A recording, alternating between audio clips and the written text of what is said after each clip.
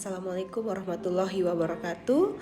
Selamat pagi, salam sejahtera untuk kita semua. Perkenalkan, saya Naita Faulina dan saya seorang psikolog klinis. Pada kesempatan kali ini, saya akan membahas tentang kecemasan atlet sebelum menghadapi pertandingan. Jadi, apakah boleh seorang atlet mengalami kecemasan sebelum bertanding? Jawabannya adalah boleh ya. Sangat wajar dan manusiawi seorang atlet mengalami kecemasan sebelum bertanding. Apalagi atlet tersebut akan menghadapi event pertandingan besar ya, yang sama-sama kita ketahui teman-teman, di bulan September mendatang seluruh atlet terbaik yang dimiliki oleh seluruh provinsi yang ada di Indonesia ini akan bertanding dan berlaga di Pekan Olahraga Nasional 2024 di Aceh Sumut ya.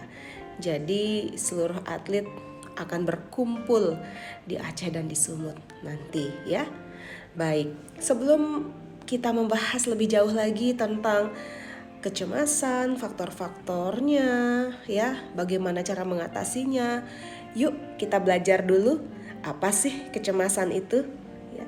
Kecemasan merupakan sebuah bentuk emosi yang dirasakan oleh seseorang ya, biasanya ditandai rasa gelisah, rasa khawatir, bahkan rasa takut ya, serta bisa jadi sebuah pertanda bahaya ya, sehingga atlet tersebut dapat menyiapkan reaksi yang tepat dan adaptif tentunya.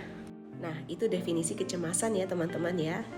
Lalu apa saja sih faktor yang menyebabkan seorang atlet mengalami rasa cemas ya? Biasanya ya, penyebab umumnya seorang atlet merasakan cemas itu yang pertama, lawan mainnya atau lawan tandingnya ya. Yang kedua, tempat pertandingan atau venue pertandingan. Biasanya karena tempat berlatih berbeda dengan tempat bertandingnya seorang atlet.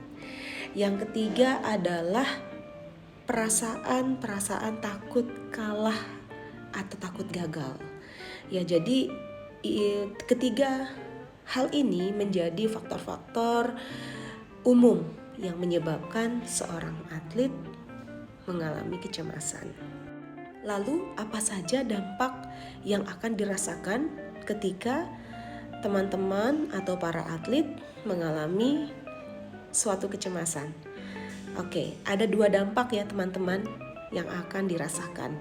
Yang pertama yaitu dampak negatif dan yang kedua dampak positif. Kita bahas dampak negatifnya dulu ya.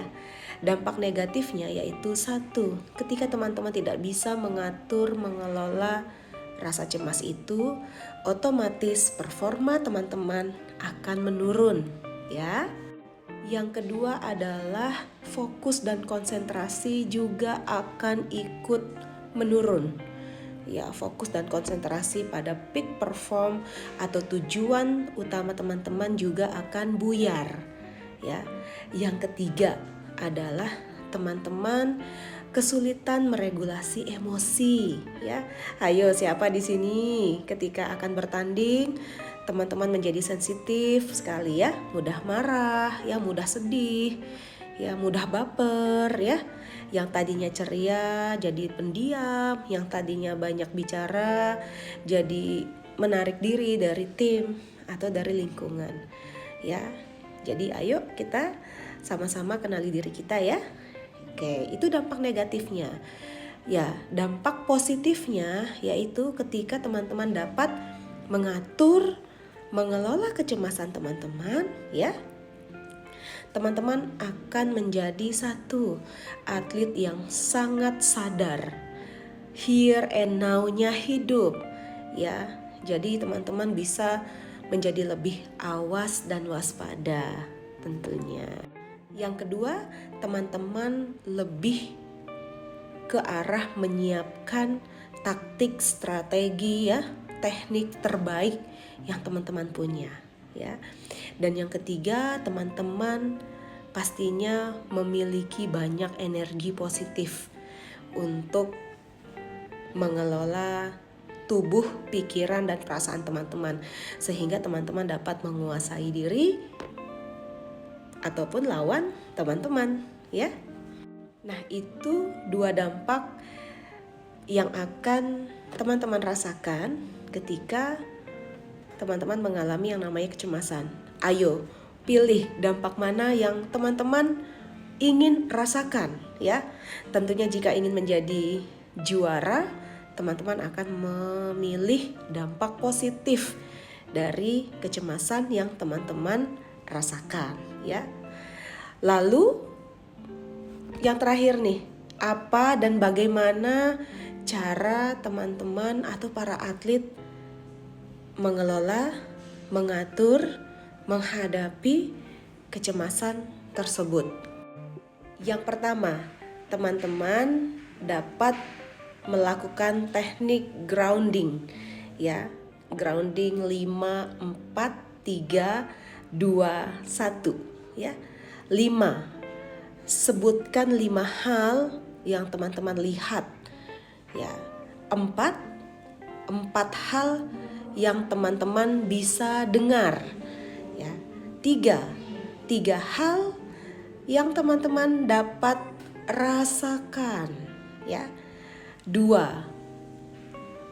hal yang teman-teman dapat cium, ya. Di sini indera penciuman kita hidup. Dan yang terakhir, 1, ya.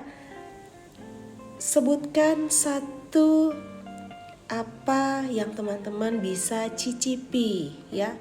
Jadi teknik grounding ini yaitu membawa teman-teman untuk kembali sadar here and now, ya, di mana saya harus apa dan saya harus bagaimana. Ini membantu teman-teman untuk sadar. Ingat, teknik grounding, teknik 5, 4, 3, 2, 1, ya. Jadi semua panca indera teman-teman di sini bekerja dengan baik ketika teman-teman melakukan teknik grounding ini. Yang kedua, teman-teman bisa belajar mengatur pernafasan, ya.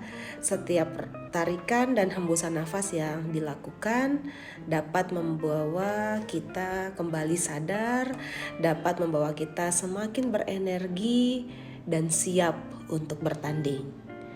Yang ketiga, bicarakan dengan pelatih jika kecemasan ini tak kunjung selesai, ya.